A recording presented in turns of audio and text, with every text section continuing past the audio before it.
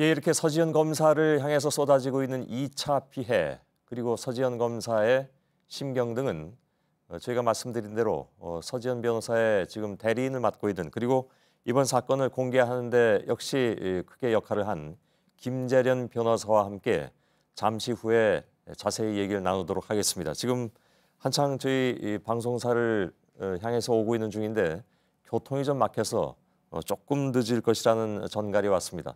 조금만 기다려 주시면 잠시 후에 인터뷰를 하도록 하겠습니다. 자, 검찰은 사안의 중대성을 감안해서 아예 별도의 진상조사단을 구성하고 조사에 착수했습니다. 서 검사의 성추행 피해는 물론이고 조직 내 다른 성범죄까지 모두 조사해서 응분의 조치를 취할 방침입니다. 검찰 취재기자를 연결해서 내용을 좀 더 알아보겠습니다. 심수미 기자가 나가 있습니다.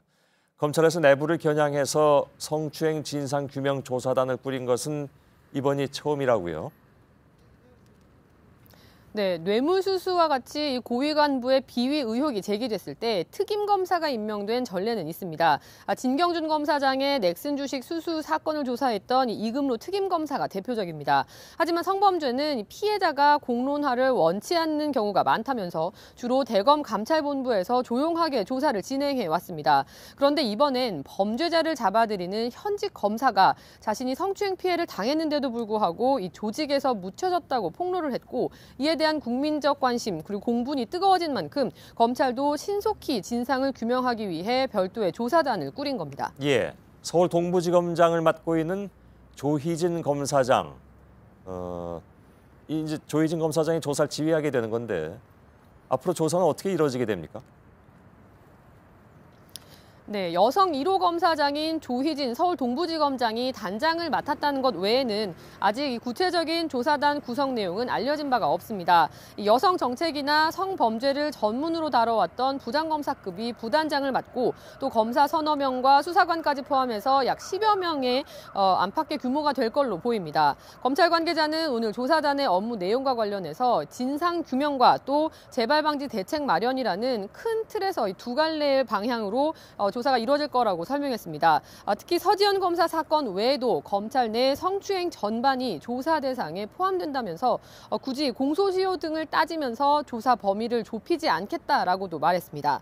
또 법무부 검찰개혁위원회 역시 공정성이 의심받지 않을 외부 인사 지휘 아래 여성 검사 전원에 대한 전수조사를 실시해서 우선 피해 실태를 파악하라고 권고했습니다. 예, 그 내용은 서지현 검사도 저희 방송에서 얘기를 한 바가 있죠. 다른 그 성폭력 피해에 대해서는. 자, 아무래도 피해 당사자인 서지현 검사에 대한 조사가 제일 먼저 이루어질 것 같은데 어떻게 준비를 하고 있습니까? 또 당사자 입장은 어떻게 나오고 있는지요? 네, 서 검사는 저희 JTBC 취재진과의 전화통화에서 어제 대검 감찰본부에서 대면 조사를 요구받았지만 앞서 법무부에 요구했다 묵살당한 경험이 있기 때문에 사실 응하고 싶지는 않았다라고 말했습니다. 하지만 진상규명을 위한 조사 그 자체를 회피할 생각은 없는 만큼 앞으로 검찰에 나와 피해자 조사를 받겠다고 말했습니다. 예, 오늘 진상조사단 구성 발표 이후에 검찰 내부 분위기는 어떻습니까? 아까 신진 기자 얘기로는 여러 가지 좀 음해성 얘기도 나오고 있다, 이런 얘기도 들리는데 물론 그렇지 않은 사람들도 있겠죠. 네, 다수의 현직 검사들도 면밀한 조사를 통해서 정확한 사실관계가 빠르게 드러나기를 기대하고 있습니다. 서울중앙지검 공판 3부장으로 재직 중인 정유미 검사는 검찰 내부 게시판 이프로스에 글을 올리면서 후배 여검사들을 독려했습니다. 혹시라도 피해를 당했을 경우 지레 겁먹고 움츠러들지 말고 청에서 가장 기수가 높은 여자 선배에게 상담을 받으라면서 피해자에게 참으라고 짓거리는 자가 있다면 저라도 멱살 잡고 싸워주겠다라고 말했습니다. 예,